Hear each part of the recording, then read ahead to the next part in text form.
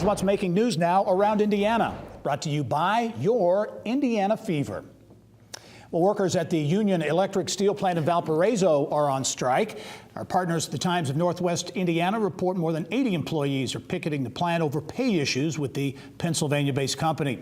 St. Joseph Energy LLC has cut the ribbon on the $700 million first phase of a new natural gas-fired power facility in northern Indiana. The company says the St. Joseph Energy Center in New Carlisle will be able to generate enough energy for about 500,000 households. And the YMCA of southwestern Indiana has broken ground on a new facility in downtown Evansville. Our partners at WEHT Television report the two-story, 80,000 square foot facility expected to open in August of 2019. It received $5 million in Regional Cities Initiative funding. Well, certainly in order for a city or town to thrive, it really must invest in infrastructure, services, water, sewer, roads, and broadband internet. In the next few years, the Indiana Fiber Network plans to invest some $50 million on infrastructure and fiber build-out around the state. For more on the need for connectivity, especially in rural areas, let's turn now to Indiana Fiber Network CEO Jim Turner. And Jim, welcome to the program. Thank you, Gary.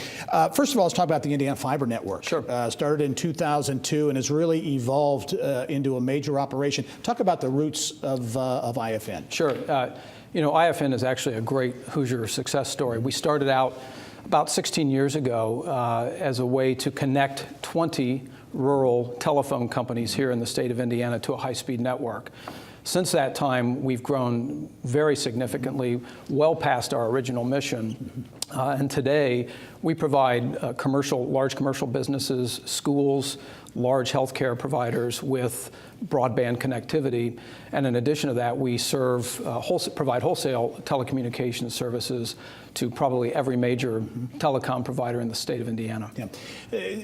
Internet connectivity, high-speed internet, broadband is so important, in particular for business anywhere you go. Yes. But the challenges in rural areas of the country, rural areas of Indiana, it's especially keen. It is, and there continues to be a little bit of a have-not situation. I think we've done a good job over the last decade in starting to get broadband out to these communities, but there is certainly a lot more work to do in that regard, and that's part of our mission as well. Let's talk about you are investing. It's a very capital-intensive business, and you're making some big investment around the state.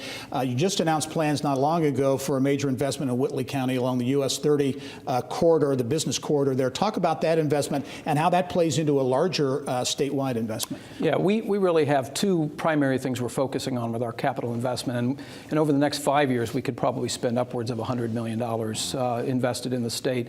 And it's really on two things. One is expanding our network, and Whitley County, the Whitley County investment is an example of that, where we're trying to get out along the US 30 corridor and reach as many businesses along that corridor and cell towers, for example, along that corridor as we possibly can. The second thing is to really upgrade the network.